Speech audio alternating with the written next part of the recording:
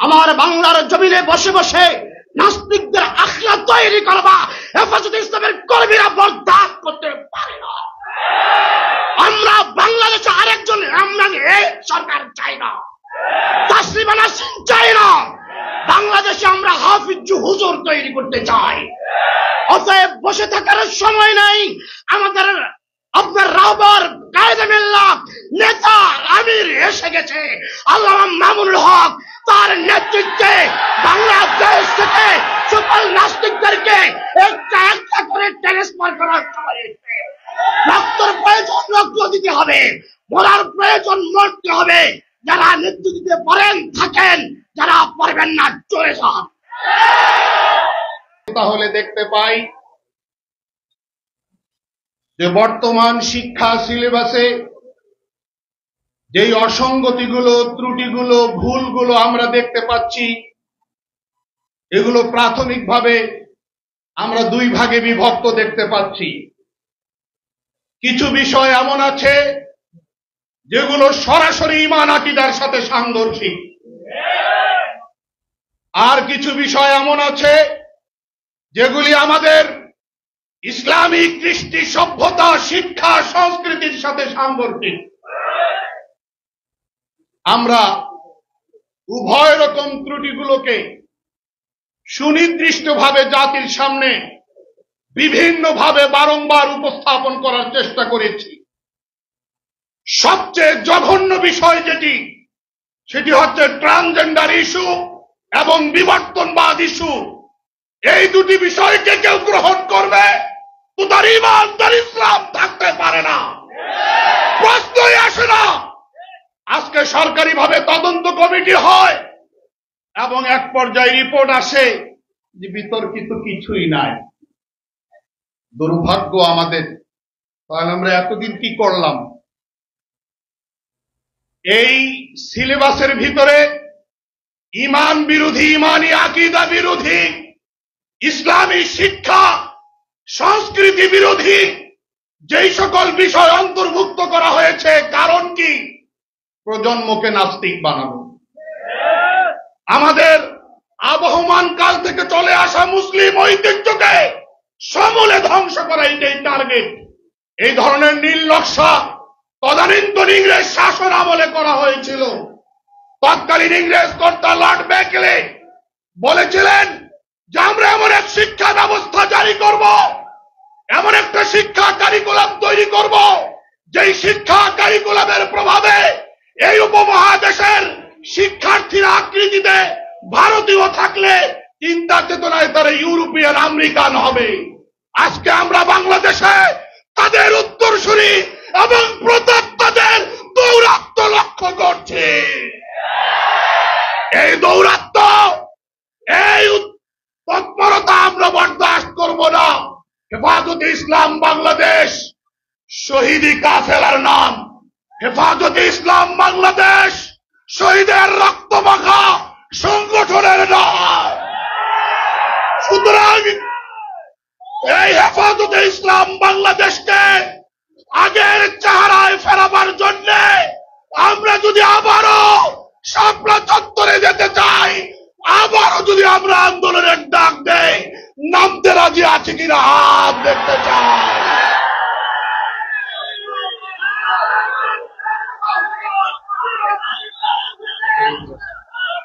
সম্মানিত উপস্থিতি, ইতিমধ্যে আমরা লক্ষ্য করেছি আমাদের মাঝে উপস্থিত হয়েছেন হেফাজতে ইসলাম বাংলাদেশের মোহতারাম সিনিয়র নায়েবে আমির উম্মুল মাদারিস মঈনুল ইসলাম হাটহাজারী মাদ্রাসার সম্মানিত মহাপরিচালক হযরতুল আল্লাম খলিল আহমদ কাসেমী, হযরতুল আল্লাম খলিল আহমদ কাসেমী।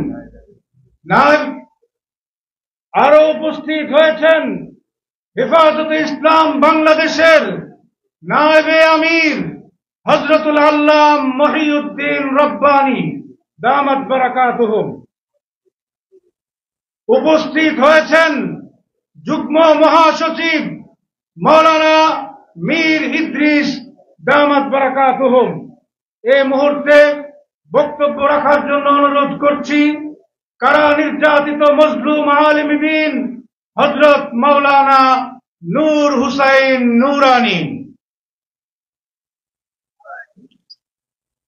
نحمده ونصلي على رسوله الكريم أما بعد فأعوذ بالله من الشيطان الرجيم بسم الله الرحمن الرحيم وجاهدوا في الله حق جهاده صدق الله المولانا العظيم। আলহামদুলিল্লাহ, হেফাজত ইসলাম বাংলাদেশের পক্ষ থেকে আয়োজিত আজকের এই শিক্ষা সেমিনারের মুহতারাম সভাপতি আমিরে হেফাজত হযরতুল আল্লামা আল্লামা মুহিবুল্লাহ বাবুনগরী হাফিজাহুল্লাহ, জাতীয় নেতৃবৃন্দ, সংগ্রামী ভাইরা আমার, একটি জাতির শিক্ষানীতি জাতি কোন পথে যাবে সে দিক নির্দেশনা দেয়। ভারতের রয়ের প্রেসক্রিপশন যে শিক্ষানীতিতে বারবার আমরা হোঁচট খাচ্ছি, শরীফ থেকে শরীফার গল্প যারা রচনা করেছে আমরা তাদের দৃষ্টান্তমূলক শাস্তি চাই। এবং শুধু মুখের কথাই চলবে না, হেফাজতের দেহনিয়া মাঠে নেমে এই শিক্ষানীতিকে ভেঙ্গে চুরমার করে দেশ এবং ইসলাম বান্ধব শিক্ষা কমিশন গঠন করে একটি সুস্থ শিক্ষানীতি গ্রহণ করতে হবে। দুই, আলহামদুলিল্লাহ, শেখুল হাদিস ইবনে শেখুল হাদিস কায়েদে মিল্লাত মুজাহিদে আজম আল্লামা মামুনুল হক সাহেব মুক্ত হয়েছেন। আল্লাহর দরবারে শুকরিয়া আদায় করি আলহামদুলিল্লাহ। এ ব্যাপারে মুহতারাম আমির হেফাজত সহ জাতীয় নেতৃবৃন্দের কাছে আবেদন, মূল নেতা অনেক হয় না, 100 বছর পরে একজন করে আল্লাহ পাঠায়। মামুনুল হক আজকে দুধের বাচ্চা না ফিটার খায় না, 3 বছর জেল খেটে সোনায় সোহাগা হয়েছেন, খাঁটি সোনা হয়েছেন। উল্টে দিতে যোগ জমানা চাই না অনেকজন, এক মানুষই আনতে পারে জাতির জাগরণ। যেই সংগঠন প্রতিভা বিকাশের সুযোগ দেয় না, ব্যক্তিত্বের মূল্যায়ন করে না, সেই সংগঠন কোনোদিন আলোর মুখ দেখে না। সুতরাং মামুনুল হক সাহেবকে কি করা উচিত? হেফাজত নেতৃবৃন্দ সুচিন্তিত ভেবে সিদ্ধান্ত নেন, জাতির মুক্তির পথ রচনা হয়ে যাবে ইনশাআল্লাহ। শেষ যেই কথাটি বলতে চাই, 58টা মুসলিম রাষ্ট্র লজ্জায় মুখ লুকাতে মন চায়, একমাত্র আফগানিস্তানের রাষ্ট্রপ্রধান আর সরকার ছাড়া কোন মুসলমান দেশে ইমানদার কোন সরকার নাই। কোনটা ফেরাউন, কোনটা ইয়াজিদ, কোনটা আবু জেহেল। তা না হলে ফিলিস্তিনের ব্যাপারে আমেরিকান 40টা ইউনিভার্সিটিতে আন্দোলন হয়, বাংলাদেশে কেন ফিলিস্তিনের পক্ষে আন্দোলন হয় না? ঠিক কিনা বলে? হেফাজত কর্মসূচি দেখ, কারণ যেই জেহাদ ফিলিস্তিনে শুরু হয়েছে এটাকে সমর্থন দেওয়া ফরজ, বিরোধিতা করা কুফরি, চুপ থাকা মুনাফিকি।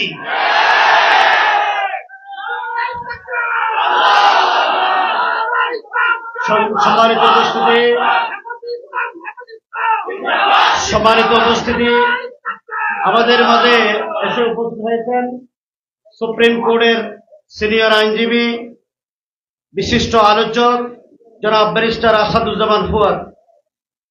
সম্মানিত উপস্থিতি, এবার আপনাদের সামনে বক্তব্য রাখবেন কারা নির্যাতিত মজলুম আলেমে দ্বীন মাওলানা মুফতি ফখরুল ইসলাম। আসসালামু আলাইকুম ওয়া রাহমাতুল্লাহি ওয়া বারাকাতুহু।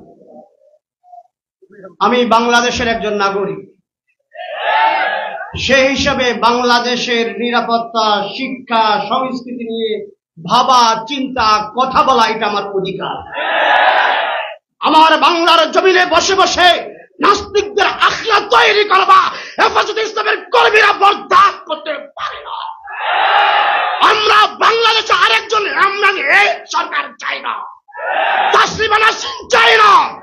বাংলাদেশে আমরা হাফিজ হুজুর তৈরি করতে চাই। অতএব বসে থাকার সময় নাই আমাদের। আপনার রাহবার কায়েদে মিল্লাত নেতা আমির এসে গেছে, আল্লামা মামুনুল হক, তার নেতৃত্বে বাংলাদেশ থেকে সকল নাস্তিকদেরকে একটা একটা করে ট্রান্সফার করার সময় এসেছে। রক্তের প্রয়োজন রক্ত দিতে হবে, মরার প্রয়োজন মরতে হবে। যারা নেতৃত্ব দিতে পারেন থাকেন, যারা পারবেন না চলে যান। সম্মানিত উপস্থিতি, আমাদের মাঝে ইতিমধ্যে উপস্থিত হয়েছেন হেফাজতে ইসলাম বাংলাদেশের মোহতারাম নায়েবে আমির হযরতুল আল্লাম মুফতি জসিম উদ্দিন দামাত বারাকাতুহুম। এই মুহূর্তে বক্তব্য পেশ করবেন জাতীয় উলামা মাশায়েখ পরিষদ বাংলাদেশের সম্মানিত সাধারণ সম্পাদক জনাব হযরত মাওলানা রেজাউল করিম আবরার। আসসালামু আলাইকুম ওয়া রাহমাতুল্লাহি ওয়া বারাকাতুহু। হেফাজতে ইসলাম বাংলাদেশ কর্তৃক আয়োজিত আজকের এই সেমিনারে আমি খুব সংক্ষিপ্তভাবে তিনটা কথা বলবো। এক নম্বর কথা, যেটা আমাদের শিক্ষা ব্যবস্থায় ট্রান্সজেন্ডার নিয়ে আমরা অনেক আলোচনা করেছি। ট্রান্সজেন্ডার ছাড়াও এই শিক্ষা সিলেবাসে আমাদের ধর্মীয় আকীদা, তাহজিব, তামাদ্দুন সবকিছুকে মেশাকার করে দেওয়া হয়েছে। আমি আসলে এই শিক্ষা ব্যবস্থায় এইবারের যত বই এবং 2022 সালের বইয়ের উপর আমি পর্যালোচনা করেছি ব্যক্তিগতভাবে। আমি 3-4টা দিক আপনাদের সামনে তুলে ধরি। এক নম্বর, আমাদের আকীদা হলো সব মানুষের রিজিক দেন আল্লাহ।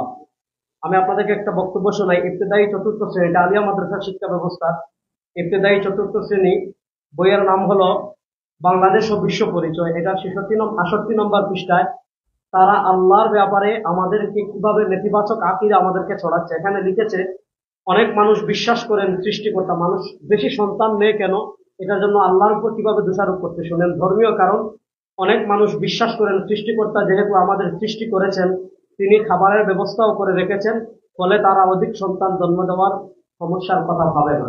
মানে অধিক সন্তান জন্ম দেওয়ার সমস্যা কি, এর ভিতরে একটা সমস্যা, মানুষ আল্লাহ রিজিক দাতা এই বিশ্বাস করে।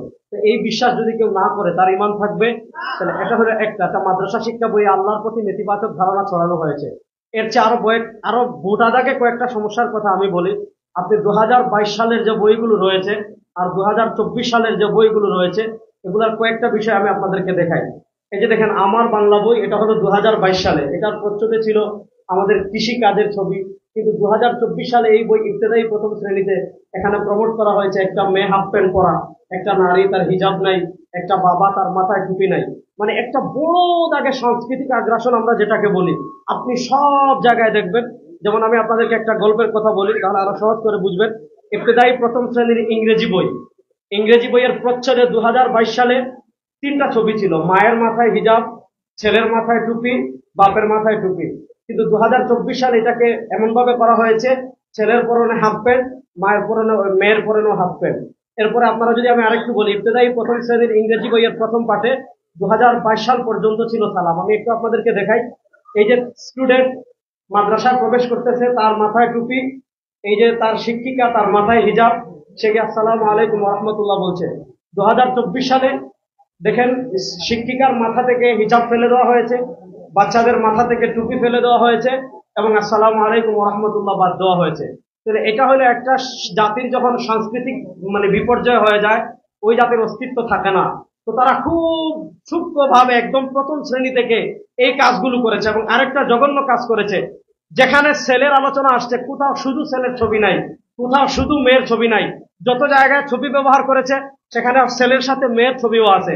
এবং আরো জঘন্যভাবে তারা পরকীয়াকে প্রমোট করছে, ইসলাম বিবর্জিত প্রেমকে প্রমোট করছে। কিভাবে? যে তারা গল্প লিখেছে যে তুমি তোমার মাকে চুমু দিতে পারো, নিরাপদ স্পর্শ উদাহরণ দিচ্ছে। তোমার মা তোমাকে চুমু দিতে তোমার আপত্তি থাকার কথা না। তোমার বন্ধু যদি তোমাকে চুমু দিতে তুমি রাজি নাও হো, তবে তার হাত ধরে পার্কে ঘুরে বেড়াতে কোনো আপত্তি থাকার কথা না। এইভাবে তারা যৌনতাকে প্রমোট করেছে। এটা একটা বড় সমস্যা। এর চেয়ে আরো সবচেয়ে বড় সমস্যা যেটা করেছে, আমাদের ইতিহাস তারা বিকৃতি করেছে। ইতিহাসের নামে আমাদের শাসক যারা ছিলেন, আমাদের মুসলিম শাসক ছিলেন, তাদেরকে লুটতরাট, তাদেরকে গনিমতের মাল আত্মসাৎকারী, হিন্দুদের সম্পদ দখলকারী, এইভাবে তারা পেশ করেছে। এজন্য আমি আমাদের মুহতারাম নেতৃবৃন্দ যারা আছেন, মজলুম বাংলাদেশের একমাত্র শহীদি কাফেলা হেফাজতে ইসলাম বাংলাদেশের নেতৃবৃন্দের কাছে আমার অনুরোধ এটাই থাকবে যে এই যে শুধু বিবর্তনবাদ বা শুধু ট্রান্সজেন্ডার, এটার উপর আলোকপাত না করে মৌলিক যতগুলো সমস্যা আছে, এটা যদি আমরা তৃণমূলের মানুষের কাছে পৌঁছাতে পারি, আশা করি একটা ফায়দা আসবে।